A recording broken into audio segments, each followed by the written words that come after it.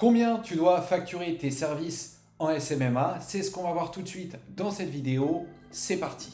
Dans cette vidéo, je vais te partager mes meilleurs conseils qui te permettront de savoir combien tu peux facturer exactement à tes futurs clients. Alors déjà, quand on parle de tarification d'une agence SMMA ou même de freelancing d'ailleurs, j'ai l'impression que c'est un sujet quand même qui est assez tabou. On va pouvoir entendre tout et son contraire. On ne va pas te donner de fourchette de prix qui est vraiment exacte, ça sera plus des fourchettes de prix approximatives. Et toi, du coup, quand tu commences et que tu veux savoir combien tu peux facturer tes premiers clients, tu risques d'être facilement perdu. Une chose que j'aimerais déjà faire avant de vous parler des choses qu'il faut faire, c'est les choses qu'il ne faut pas faire. Et la première de ces choses-là à ne surtout pas faire, c'est de vouloir proposer des périodes d'essai à vos premiers clients. Et ça, c'est une grosse erreur que j'ai d'ailleurs fait à de maintes reprises. Je m'en suis mordu les doigts parce que ce qui va se passer, c'est que quand vous allez travailler pour un client de manière gratuite, même si vous lui apportez des bons résultats, il va rarement vouloir continuer par la suite, il va rarement vouloir vous payer parce que c'est dans la nature humaine. Quand on ne paye pas pour un service, on a du mal par la suite, même si ce service a été bénéfique, à sortir de l'argent de notre porte-monnaie. Ce qu'il vaut mieux même faire, c'est facturer peu cher au début que d'offrir ces services. Ça, c'est super important à retenir. Et une deuxième erreur qu'il ne faut surtout pas faire, c'est de vouloir facturer très cher ces services quand on vient de commencer, alors qu'on n'a aucune référence et aucune compétence. Et cette erreur-là, je ne vais pas te mentir, moi c'est une erreur qui me tient particulièrement à cœur, parce que c'est une erreur que j'ai faite quand j'ai commencé. Pour revenir un peu en arrière, quand je me suis lancé dans le SMMA, donc j'ai pris plusieurs formations, et dans ces formations, on me disait qu'il fallait absolument facturer très cher mes services, donc 2000, 3000, 5000 euros, faire du high ticket, et qu'il fallait surtout pas facturer des clients à 200, 300, 400 et 500 euros. C'est surtout pas ce qu'il fallait faire. Donc moi, ce que j'ai fait, j'ai été bête et méchant, j'ai mis mes œillères et j'ai écouté ces formateurs. Donc j'ai fait de nombreux rendez-vous où j'allais à ces rendez-vous et je présentais des tarifs à des entreprises qui faisaient 200, 300, 400 000 euros de chiffre d'affaires. Je leur présentais les 2, 3, 4 000 euros par mois. Et forcément, ces entreprises-là, elles me refusaient le devis. Et le pire en plus dans tout ça, c'est que des fois, j'avais des entreprises qui voulaient travailler avec moi, qui étaient prêtes à me rémunérer pour mes services, alors à me payer 300, 400, 500 et 600 euros par mois.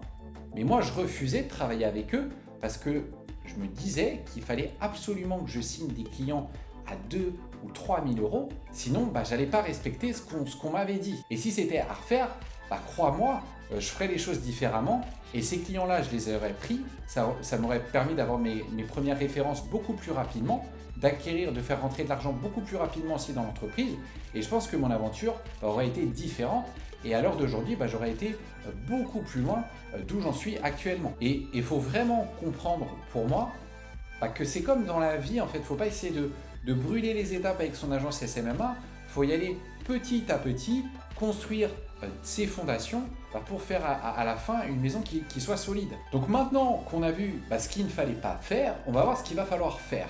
Et comme tu le sais dans une agence SMMA, soit tu peux proposer de la publicité sur les réseaux sociaux, ou soit du community management. Donc ce que je te propose, c'est qu'on va déjà commencer à parler de la tarification du community management. Donc déjà, si tu as une agence de gestion de réseaux sociaux, ce que je t'invite à faire, c'est de proposer des formules à ton client, donc des packages. Comme ça, ton client, il va pouvoir choisir la formule qui est la plus adaptée à ses objectifs et également au budget qu'il est prêt à allouer dans sa communication. Et en termes de tarifs, ces formules-là, tu vas pouvoir les facturer entre 200 à 700 euros. Donc je t'invite à créer maximum 4 formules, c'est déjà très bien. Et la question que tu vas sûrement te poser maintenant, c'est comment je crée mes formules. Donc pour créer ces formules, il faut déjà établir un tarif par formule. On va partir du principe que tu as par exemple 4 formules. Une à 300 euros, une à 400 euros, une à 500 euros et une à 700 euros. Ce qu'il va falloir qu'on fasse maintenant, c'est définir ton taux horaire. Ce que je peux te conseiller au niveau du taux horaire, c'est de partir entre 40 et 100 euros. Et si tu viens de commencer, fixe-toi vraiment la fourchette de 40 à 50 euros et tu augmenteras petit à petit tes tarifs. Pour que tout le monde puisse bien comprendre, je vais prendre un exemple. Donc admettons que tu as une formule à 300 euros par mois, que tu as décidé que tu allais travailler pour 50 euros de l'heure tous les mois. ça va être que tu vas pouvoir passer 6 heures sur cette formule-là.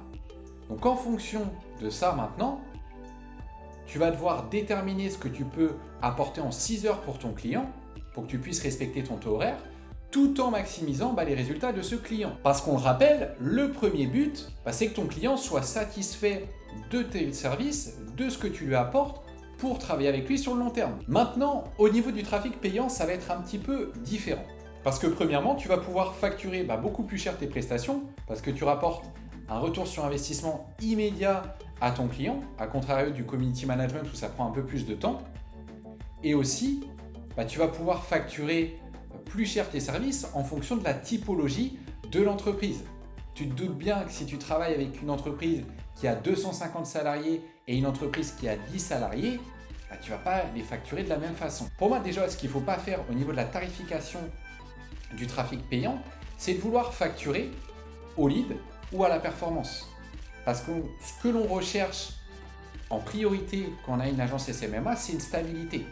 Et quand tu vas bosser au lead ou à la performance, ça va vraiment être des montagnes russes et je ne suis pas persuadé que c'est ce que tu recherches. Donc on va toujours aussi privilégier le forfait mensuel pour avoir un revenu régulier au fil des mois. Quand tu vas établir un devis pour du trafic payant à une entreprise, ce que je t'invite à ne pas faire, c'est de faire comme le community management où tu vas proposer plusieurs formules.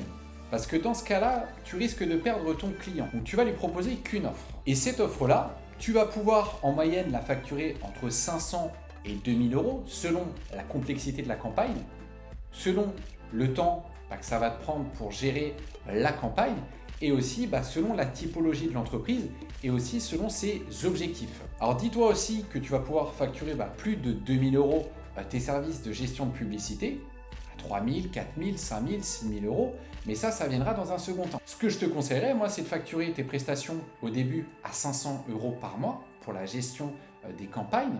C'est déjà très bien. Et au fil du temps, avec les études de cas que tu vas avoir, avec les résultats que tu auras apportés à tes clients, tu pourras augmenter tes prix à 750, 1000 euros, 1500 euros et 2000 euros. Mais il faut y aller vraiment étape par étape.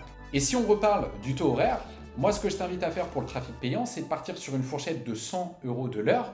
Comme ça, si tu veux développer ton activité par la suite, tu auras une marge pour pouvoir déléguer tes prestations et ça te permettra aussi, le cas échéant, de bien vivre de ton activité. Ce qui est important aussi, que tu vendes soit du community management ou de la publicité sur les réseaux sociaux, c'est que tu sois vraiment à l'aise avec les tarifs que tu proposes. Parce que tu verras que du coup, pendant tes rendez-vous, tu n'auras pas le syndrome de l'imposteur et tes présentations seront beaucoup plus fluides et bizarrement, tu auras beaucoup plus de facilité aussi à vendre tes prestations.